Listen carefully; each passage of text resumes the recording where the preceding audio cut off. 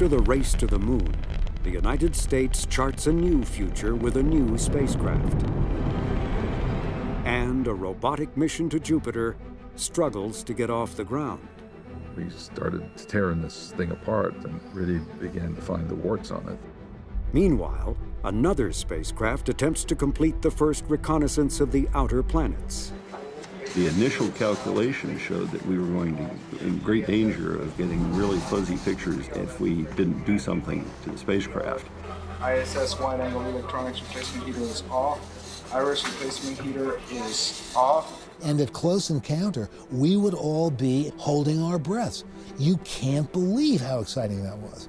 The images that were returned this morning revealed a world unlike any of the others that we've seen.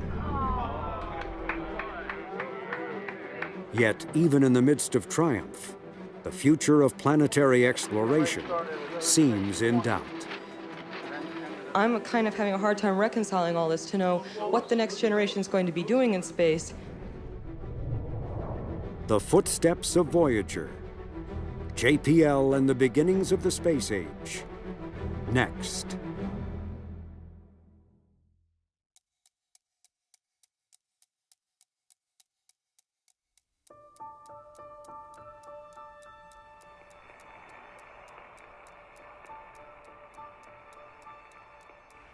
I was strolling on the moon one day in the merry, merry month of December. No, May's the month. May, that's right.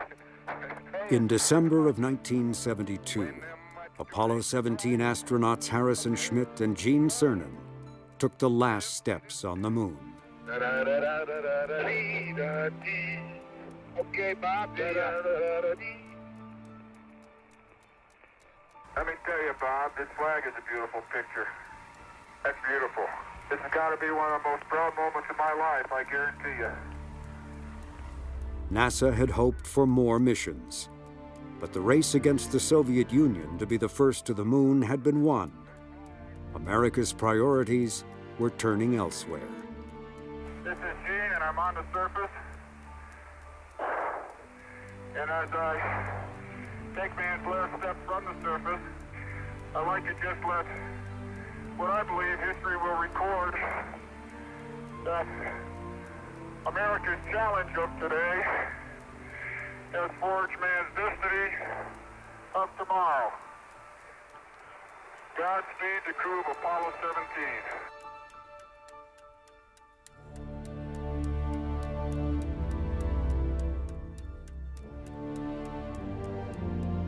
Long before this moment, NASA was charting a new future with a very different kind of spacecraft. One with wings that could glide back to a runway.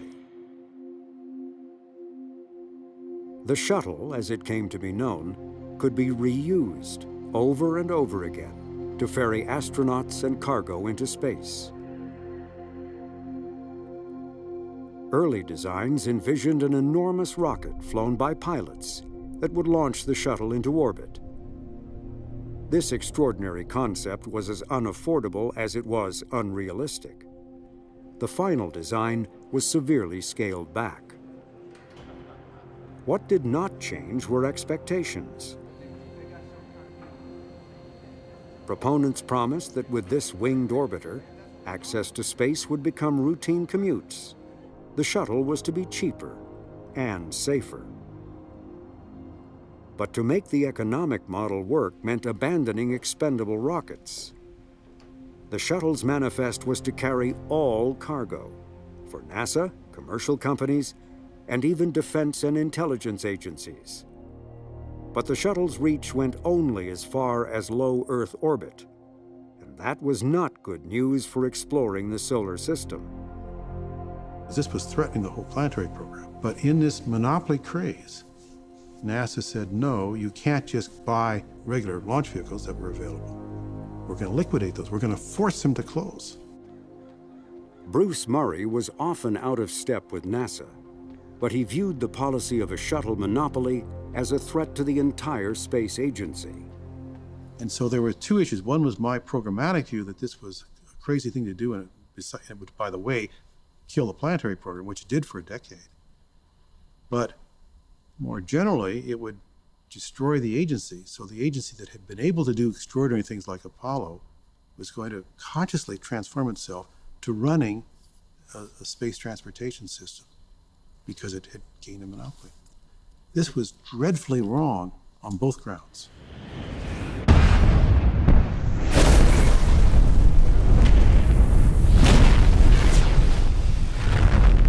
Murray's criticisms were hard to see when the shuttle first flew. The shuttle not only looked like a space-age vehicle, it impressively performed like one.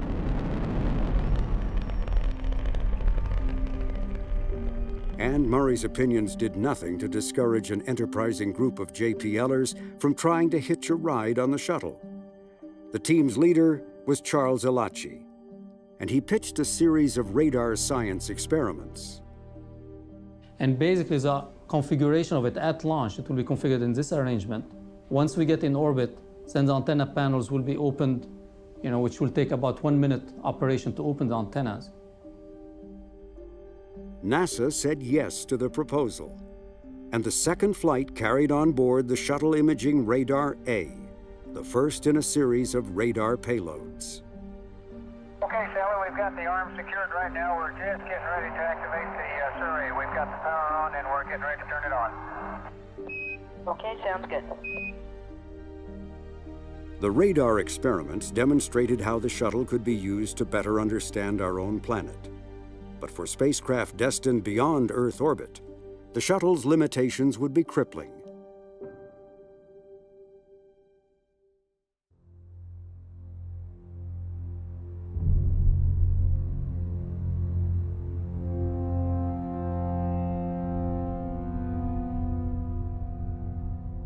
Jupiter. Only the Sun is larger than the fifth planet from our star. It is 2.5 times the mass of all the other planets in our solar system combined. The Pioneer and Voyager missions had provided the first flyby glimpses of this giant. The next step was to send an orbiter. There was something called Jupiter Orbiter with Probe, JOP. And the science team consisted only of fields and particle people and atmospheric people. And they wanted to build a probe that would go into the atmosphere of Jupiter, and the simplest spacecraft to carry it there would just been a spinning spacecraft, and you could slap some fields and particles on the spinning spacecraft, and you had a winner. Not everyone thought so. Other scientists were clamoring for different instruments and a camera. And that posed a dilemma. Taking images requires a steady platform, while measuring magnetic fields calls for a spinning spacecraft. To solve these conflicting requirements, NASA assigned the project to JPL in 1975. The result was Galileo, a novel engineering design featuring both spinning and stable platforms. That quickly escalated into a really major big design, big cost change, big mass change. And we started tearing this thing apart and really began to find the warts on it and attacked them one by one, but the spacecraft got bigger and more complex as a result of that. Galileo also had the challenge of being the first planetary mission assigned for deployment by the shuttle. But to travel beyond Earth orbit would require strapping on a second booster rocket. There were 2 boosters from which to choose. One was the Centaur. The problem with the Centaur is it's liquid fuel. If there's any kind of leak of the liquid fuel into the shuttle bay while they're trying to get this thing up in orbit, it could be potentially catastrophic, a very volatile fuel.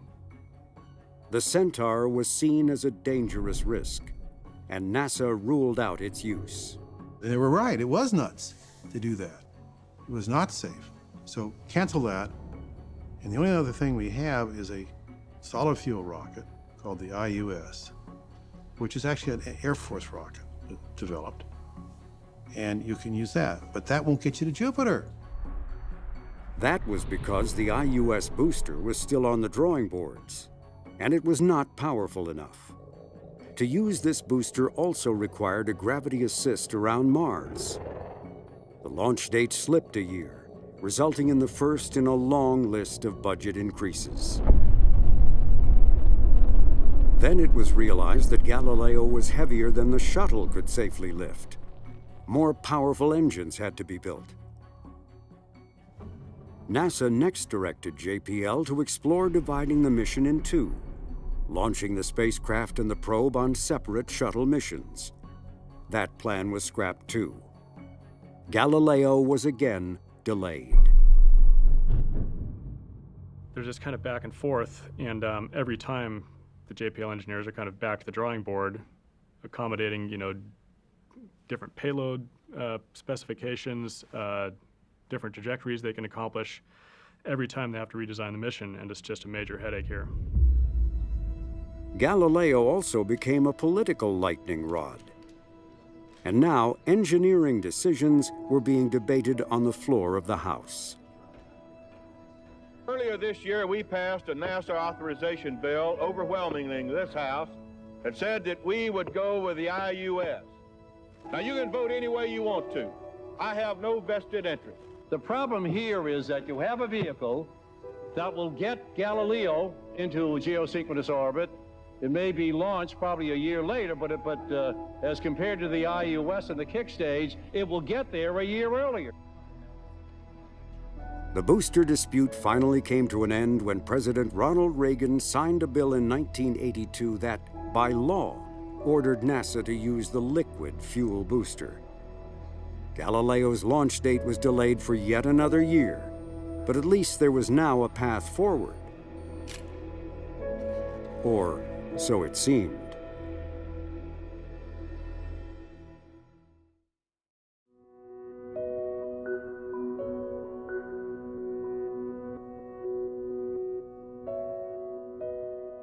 Galileo survived.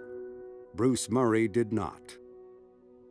In trying to keep JPL's planetary missions alive, he had burnt one Washington bridge too many. It's a real pleasure to be here. We at last have a director, and it turns out he's a pretty good director as far as I'm concerned. A man I'm proud to call my friend is Dr. Lou Allen. Lou Allen was a four-star Air Force general with a PhD in nuclear physics. His resume included stints as deputy director of the CIA, director of the National Security Agency, director of the National Reconnaissance Office, commander of Air Force Systems Command, and Air Force Chief of Staff. My space experience in the Air Force was almost entirely associated with the National Reconnaissance Office. These reconnaissance missions were, of course, different than planetary missions, but they weren't all that different.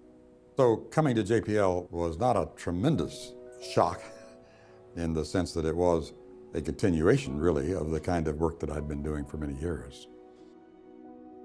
Whereas Murray had meant to shake things up, Allen's demeanor was calm and reassuring. We who did not contribute to those accomplishments, but who have admired the work of this laboratory, envy you. And I consider it an honor to be able to join you now. But there were concerns about how Allen's military background would be perceived, especially by Caltech, which manages JPL for NASA. They were extremely self-conscious about the perception that they were bringing in this military general just when the lab was going to be ramping up defense work. And this perception that, well, now JPL is just becoming basically a de facto military lab. Caltech President Marvin Goldberger instructed JPL to play down his military background. He was also worried that the news media might view a general's arrival as signaling a dramatic change and NASA's capitulation to the militarization of space. Goldberger declared there was to be no forsaking the civilian space emphasis for a military one, or an open R&D facility for a classified one. So they worked hard to counter that perception. One way they did that was by referring to Lou Allen not as General Allen, but as Dr. Allen, because he did have a PhD in nuclear physics. He did have scientific credentials. Before Allen's arrival, NASA's leadership had instructed JPL to take on work for the Pentagon, and the lab had complied. One involved the Strategic Defense Initiative.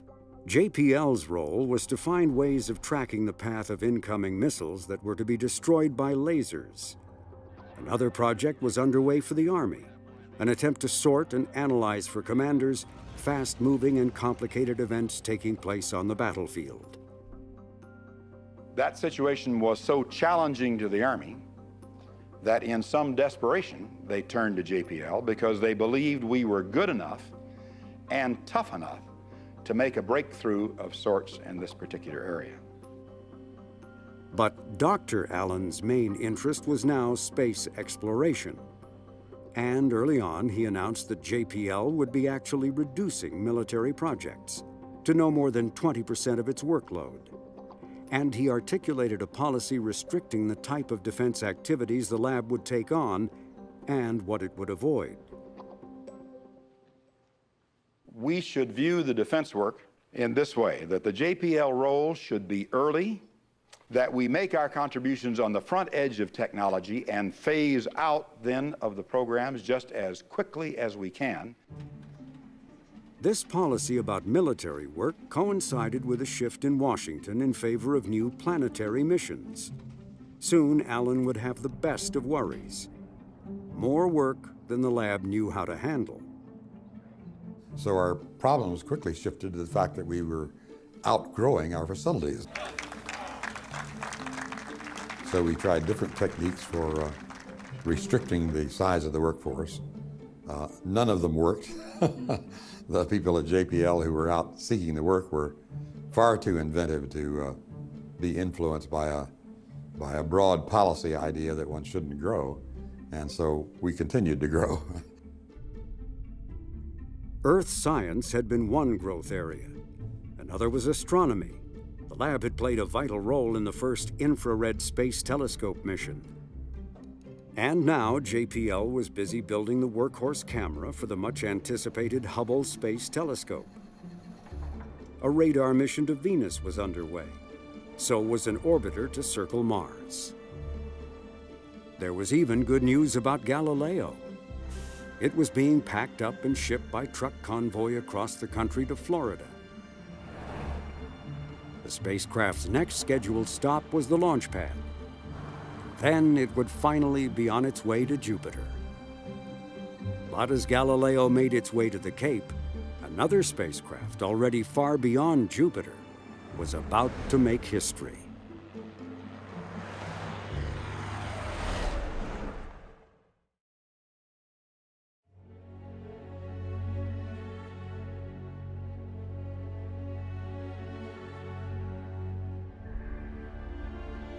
After triumphs at Jupiter and Saturn, Voyager 2 was closing in on the first encounter ever with the ice giant planet Uranus. Voyager's journey to this point had taken over 8 years.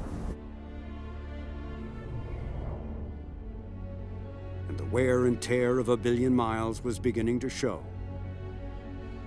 The scan platform that moved Voyager's camera was prone to seizing up. Transmitting instructions to the spacecraft was an elaborate chore, as the primary receiver was no longer functioning and the backup was only partially working. Getting a signal back from Voyager was a challenge too. One-way transmission time now took 3 hours. The extension of the mission to Uranus and Neptune, I think, highlights really one of the unsung heroes of JPL, and that is the Deep Space Network. The Deep Space Network is a group of antennas arrayed in 3 strategic locations around the globe. This is the essential link for tracking and communicating with all of NASA's interplanetary spacecraft. Those encounters at Uranus and Neptune would have been impossible without what the Deep Space Network, the DSN, did to get that data back. When you think about it, you've got the Voyager radio transmitter powered at about 23 watts, which is about the power of your refrigerator light bulb. And we're trying to pick up that signal here on Earth from well over 1 billion miles away. and picking out that very tiny little signal from that vast background of outer space is really a remarkable achievement when you think about it.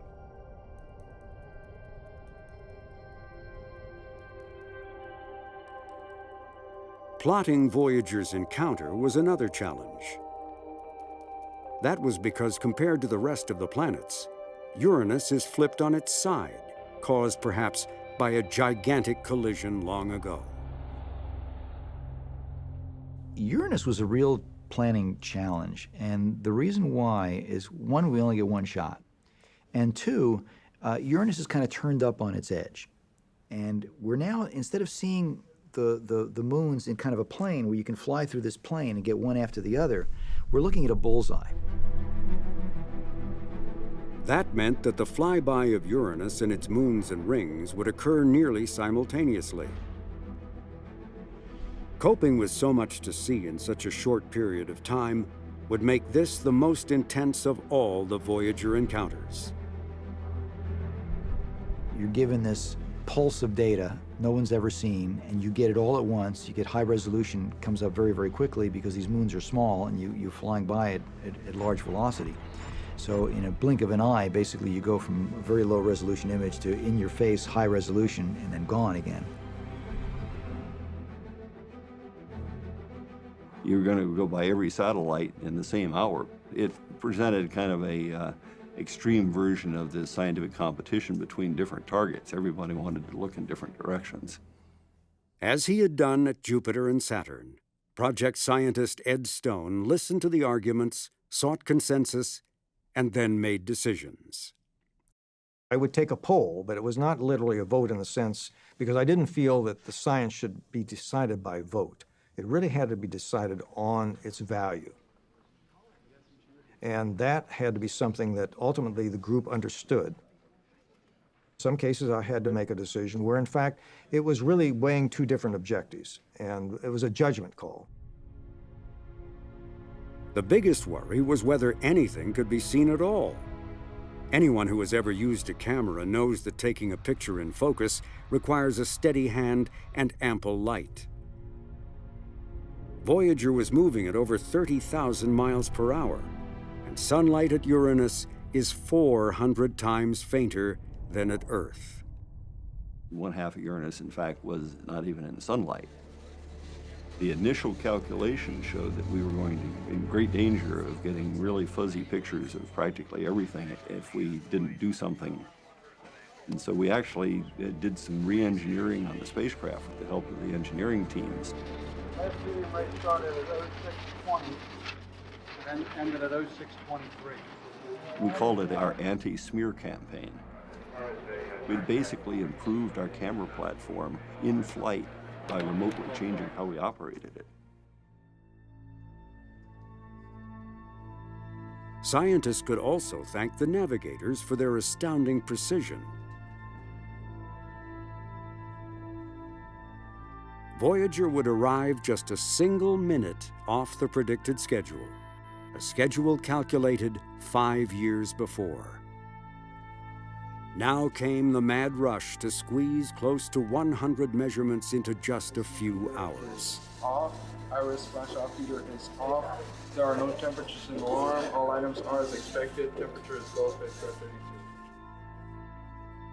We were bringing our sleeping bags to our offices and sleeping overnight so that we could be there and not miss any of the great discoveries that were occurring on a regular basis. Even though we couldn't predict what they were, we knew there were going to be some great surprises.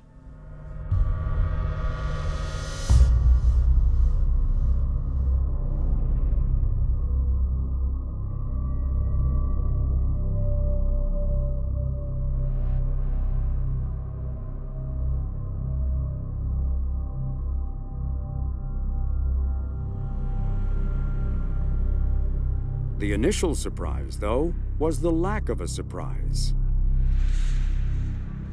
We thought we'd see bands and other colorful things like we had seen at Jupiter and Saturn, and Uranus presented to us a blank face. That first impression was deceiving. Uranus turned out to be the coldest planet in the solar system. Here, winds blow more than twice the speed of hurricanes on Earth. Another surprise was the planet's magnetic field. The poles here reside near the equator, twisting and turning like a corkscrew. And to everyone's delight, 2 new narrow rings and 10 tiny new moons were discovered. The biggest surprise, though, was the tiny moon Miranda. Larry, I've heard you refer to this as probably the most exotic body in the solar system. Well, I think exotic is an understatement. Miranda surpassed our wildest expectations. No one possibly imagined what we were going to find here. Miranda just looked incredible. The amount of detailed structure, it looked like someone had just maybe like a clay or something sort of squeezed on it and given it all these different shapes and patterns. Miranda was another one of these weird jigsaw puzzles of 2 or 3 different types of terrain that looked like you just painted them on the surface and then ripped apart the images and then put them together in some haphazard way. It was clear that something had happened, some kind of activity had changed it from when it originally formed. Was probably hit with something very large, which actually disrupted it, broke it apart. So you now have a big chunk of rock and a big chunk of ice, and these big chunks came together, which created these peculiar terrains. This first ever visit to Uranus provided a bounty of discoveries, and NASA saw the encounter as an excellent backdrop to underscore to the press that 1986 was the agency's year of space science. Thanks, Jim. It's been a real pleasure and a thrill for me, as I'm sure it's been for all of you. It's been a brilliant scientific achievement. But the plan It's been backfired. an enormous These reporters were, almost to a person, unabashed supporters of exploring the planets. And the answer to one question had the effect of waving a red flag in front of a herd of disgruntled bulls. This is pretty much the whole ball game, isn't it? None of us in this room were ever going to see anything else of any real consequence coming back from Uranus, are we? As I just mentioned, it is very likely that there will be not be another mission to Uranus for a couple centuries. And so this is it. To what extent is the fact that the United States does not have its own Halley mission a loss of face or a step backwards in terms of keeping the United States preeminent in space technology? What follow-up plans you have for the follow-up stars? I'm kind of having a hard time reconciling all this to know what the next generation is going to be doing in space. What assurance can you really offer that the United States is going to continue to pursue planetary science and that when we see international missions, it won't be international without the United States? Final question, Kelly Beatty, Sky and Telescope. Dr. Edelson, at a meeting of planetary scientists in October, Dr. Allen stated that planetary science does not seem to be highly regarded within NASA. Would you like to comment on that, please? Dr. Edelson? Gosh, I didn't make that statement. Maybe I'd ask I don't think Dr. so, Allen sir. to comment on it. I didn't write it down. We do need to continue planetary exploration. There are things which are terribly important left to do. And it should compete in scientific importance with other important things such as the great observatories. Ladies and gentlemen, our time is fleeting. Thank you very much, Dr. Edelson. Dr. Allen, we'd like to remind you that at 10 o'clock we'll The have rush to get off the stage was telling. Expectations were far greater than funding. And in contrast to Voyager, the shuttle program was not living up to its billing. Access to space had not become routine, cheaper, or safer.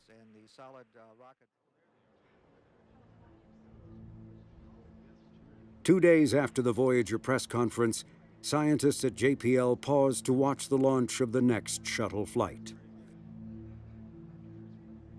We were meeting in our daily science discussion meeting, and we had them through the weekends during that time period. And we had just finished discussing what we were going to talk about in the press conference that day. and it was time for the launch of the Challenger shuttle. And so we had a television set there in the room, and we broke our meeting up just in time to watch that. T-minus 10, 9, 8, 7, 6. We have main engine start. 4, 3, 2, 1, and liftoff. Liftoff of the 25th Space Shuttle mission, and it has cleared the tower.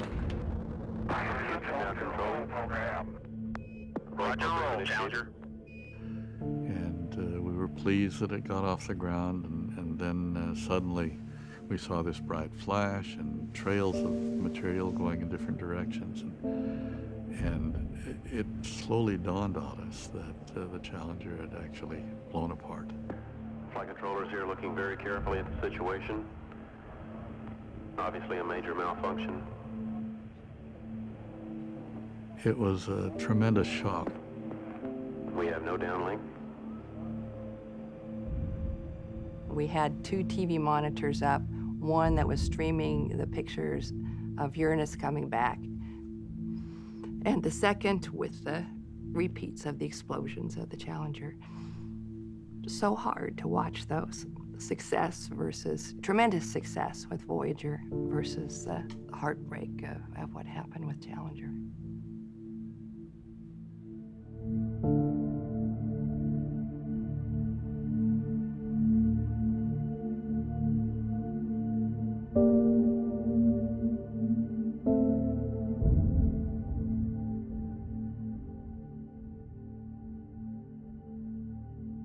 The loss of Challenger and its crew of 7 was a major shock to the nation and an enormous setback for NASA. All shuttle flights were grounded. With no shuttle and no available expendable rockets, there was no doorway into space for the United States. Galileo was wrapped up and transported back to Pasadena. Other missions to Venus, Saturn, and Mars were placed on hold. All of you recall, I'm sure, that 1986 was to be the year of space science. It began magnificently with Voyager's encounter with Uranus. But of course, the year of space science was brought to a tragic conclusion when the Challenger accident occurred so early in the year. We are overall looking at a substantial period of stand down in the achievement of space science information from the exploration of the solar system. Satellite programs will have to go into storage for a substantial period of time.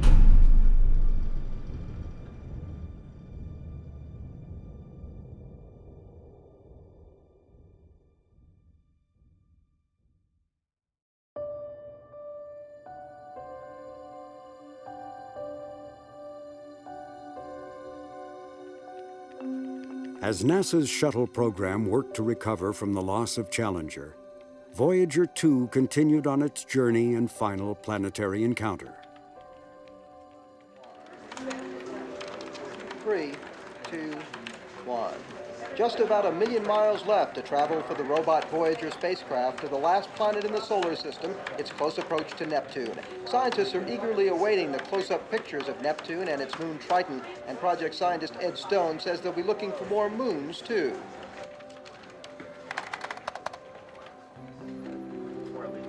Neptune, 30 times as far from the sun as the Earth, very cold, very remote edge of the solar system. Neptune is so far away that it cannot be seen with the naked eye. It was discovered only through mathematical calculations. This was the best telescope image of Neptune before Voyager 2. It's very, very dark at Neptune. We knew that there were rings at Neptune.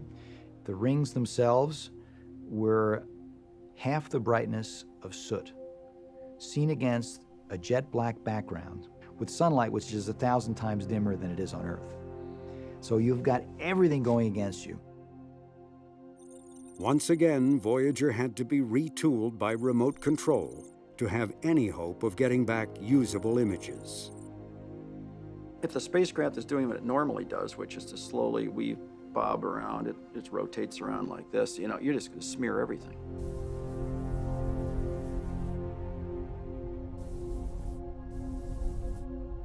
And so we had to go into the attitude control system and come up with very clever software changes to allow the spacecraft to stay very stable.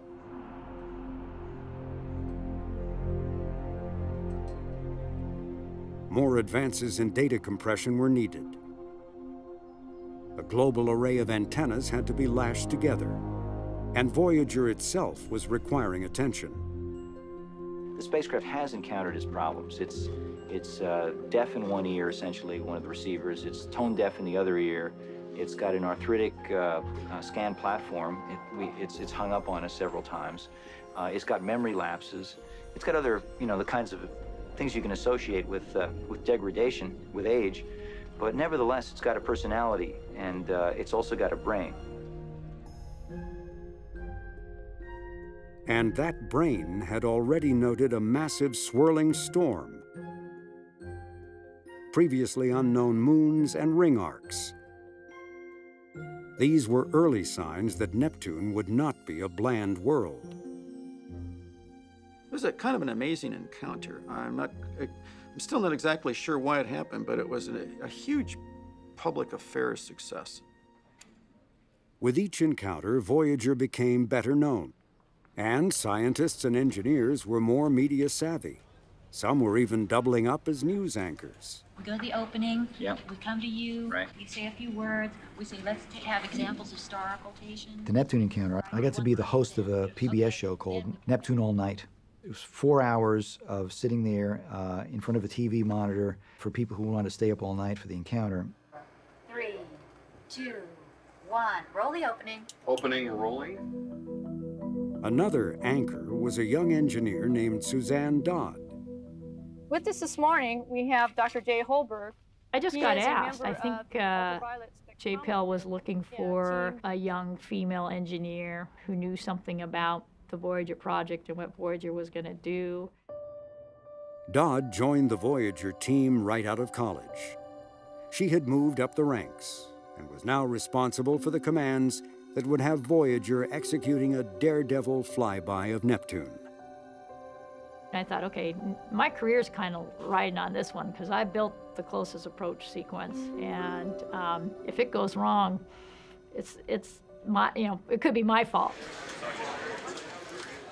A sense of drama was everywhere, and journalists and writers from all over the world were converging to be a part of what was being called the last picture show.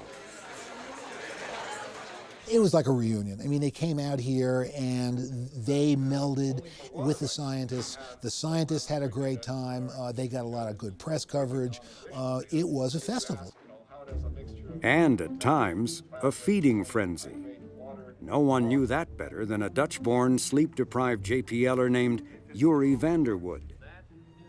It was his job to provide the always-on-deadline press with the latest images that were coming quite literally off the printing press in this era before the internet.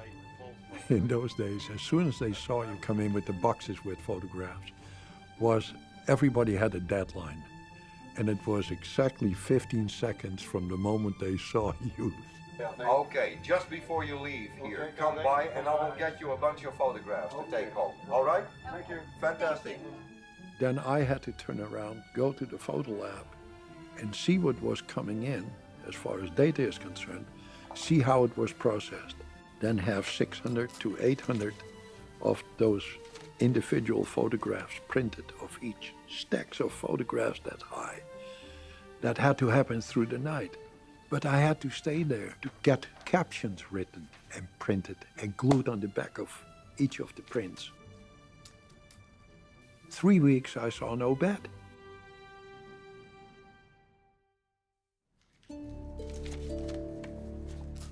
But boy, I wouldn't have missed a second of those days.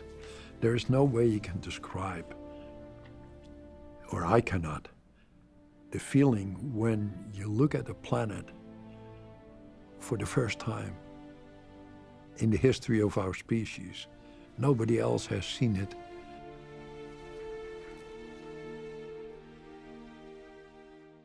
It's kind of interesting. Beautiful pictures frequently are the ones that also have a lot of scientific content in them. We've been in observatory phase for months, seeing Neptune as a slowly growing from a dot to something filling the television screen and more. Neptune itself is a beautiful, austere blue world. We are looking at a world of clouds and gas. The surface, if any, is far below. We have no idea what's deep down there. And at close encounter, we would all be in von Karman holding our breaths. And you'd get these incredible pictures, which nobody'd ever seen before. And you'd sit there and you'd say, oh my God, you can't believe how exciting that was. As Neptune's dark spot, the size of the Earth, came more into focus, other features became apparent too. Just below the dark spot was a group of streaking clouds circling Neptune so fast they were named Scooter. Here, winds blow over 1,200 miles per hour, the fastest in the solar system. Voyager was moving fast too, and flying low, skimming just above the cloud tops of Neptune. Then the gravitational force of the planet bent the spacecraft downwards towards the final flyby. Scientists who were accustomed to extraordinary sights were still amazed by what they saw at Neptune's moon, Triton. Last night was certainly a night to be remembered. I think it's the most exciting night that I can remember from any of the encounters that we've had with Voyager, and there have been some exciting nights. Without a question, the images that were returned this morning revealed a world unlike any of the others that we've seen.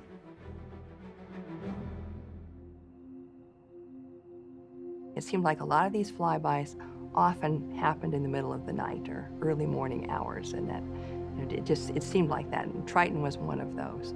Nothing like anything we've seen before either. It is. Some of the stuff is like your roof. I think, well, it's like all of those things. Voyager put all the things we've seen before that were strange and put it in one place again. I think for me, one of the highlights to see those early pictures come back and, people pointing at the screen and saying, what do you think that means? What do you think is going on? What is it? It's a crocodile of the solar system. It's Europa all over again. It's Europa all over. Beautiful. Other craters here. What Voyager saw was a frigid world of rock and ice. And it also had a very thin atmosphere. And the atmosphere had these cloud structures in it, these very, very thin, narrow clouds. You guys see a limb haze?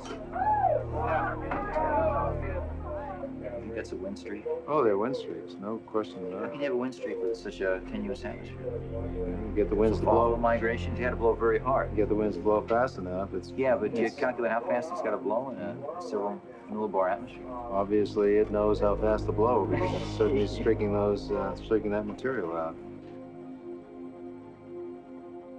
Triton had a very, very peculiar surface, very few craters, very odd, chaotic-looking terrain, very disturbed. There are areas that look very resurfaced, right? I mean, craterless. Here, perhaps, is the most diverse terrain in the entire solar system. Triton's surface has few craters, which suggests that unlike the moon itself, the surface is for some reason relatively young. A smudge on one of Voyager's images, so small as to almost go unnoticed, provided a clue as to why. We saw these vents of things, and the thing is only like 20 degrees above absolute zero. I mean, it's one of the coldest things there is, and it's got things erupting on it. And though these smudges were faint, the implications were spectacular.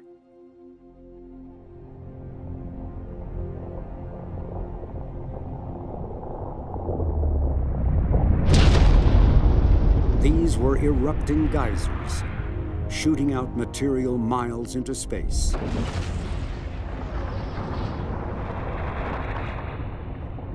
In other places, there were lava-like flows of ice, all of it believed caused by volcanic processes underneath Triton's surface.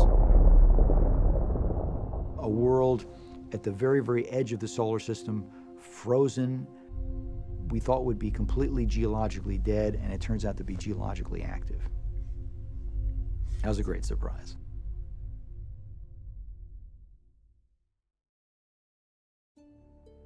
I think we were all just overwhelmed with the experience it had been. I mean, this, for everybody, I think, on the Voyager team, been the journey of a lifetime.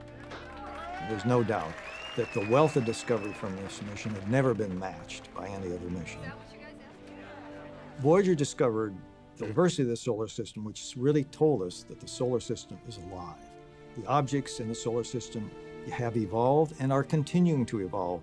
And I think for a science team, that was a unique experience, which will be the highlight for many of the careers of the Voyager scientists.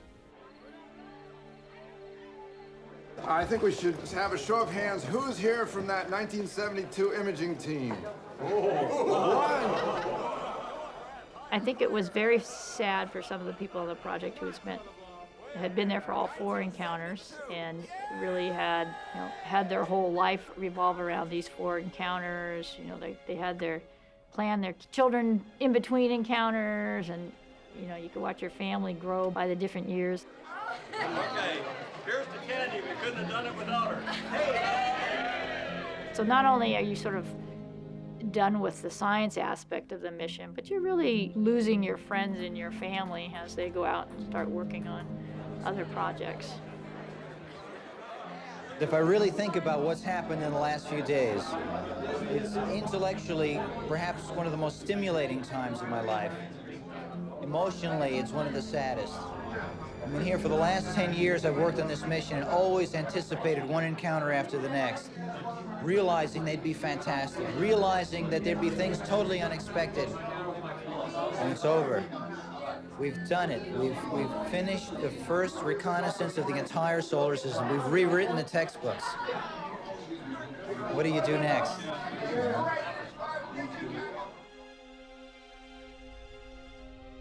The adventures of the Voyagers were not over. In 1990, Voyager 1, over 3.5 billion miles away from its home, snapped these images. This first ever family portrait of the solar system was the idea of scientist Carl Sagan. Hello from the children of planet Earth. Sagan also led the team that designed Voyager's golden record. It is a greeting card containing sights and sounds of our planet. Should one day, somewhere in interstellar space, a wayfarer were to stumble upon the spacecraft and wonder who had sent it on its adventure.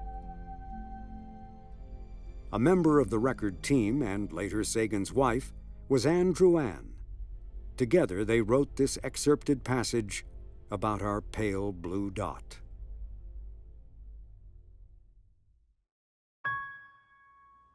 Consider again that dot.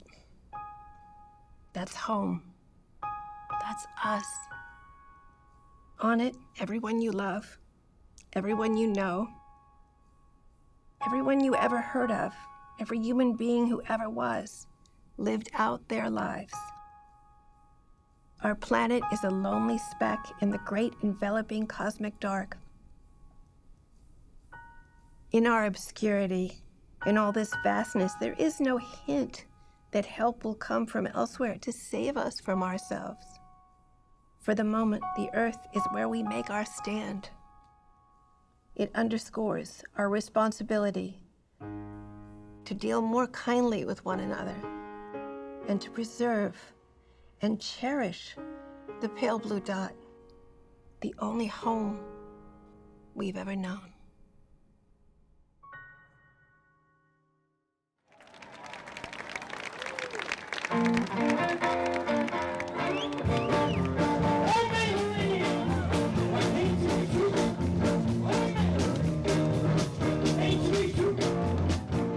At the end of the encounter at Neptune and Triton, celebration organized by Carl Sagan and the Planetary Society was held on JPL's Mall.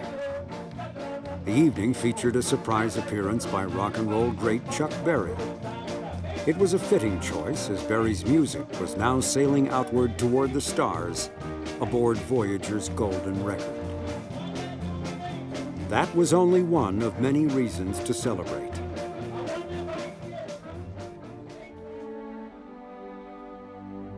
The shuttle was flying again. 3 months before the Neptune encounter, the shuttle Atlantis had deployed JPL's Magellan. This spacecraft used radar to map the surface of Venus in 3D. It was a natural follow-on to the pioneering experiments JPL had flown on the shuttle's early flights. 5 months after Magellan's deployment, Galileo was also deployed and sent on its way to Jupiter. Magellan and Galileo were 2 of only 3 planetary spacecraft ever carried aloft by the shuttle. Lou Allen retired in 1991. He used this skit to help say his goodbye, riding off into the sunset with his wife.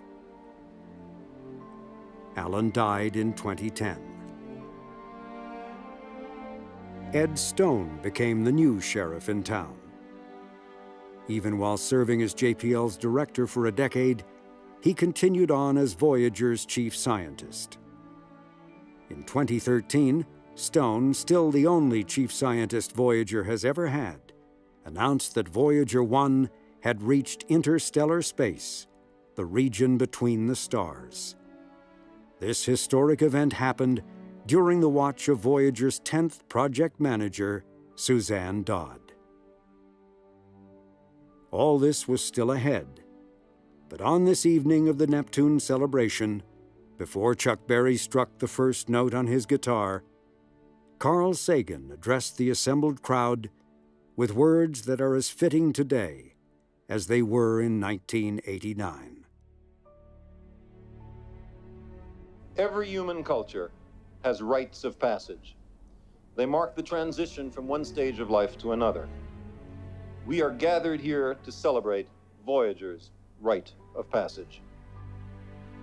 A machine designed, built, and operated right here at JPL has broken free of the sun's gravity, explored most of the worlds of the solar system, and is now on its way to the great, dark ocean of interstellar space. The men and women responsible are gathered here. They are heroes of human accomplishment. Their deeds will be remembered in the history books. Our remote descendants may live on some of the worlds first revealed to us by Voyager. If so, those descendants will look back upon us as we look on Christopher Columbus. Voyager reminds us of the rarity and preciousness of what our planet holds, of our responsibility to preserve life on Earth. If we are capable of such grand, long-term, benign, visionary, high-technology endeavors as Voyager, can we not use our technological gifts and long-term vision to put this planet right?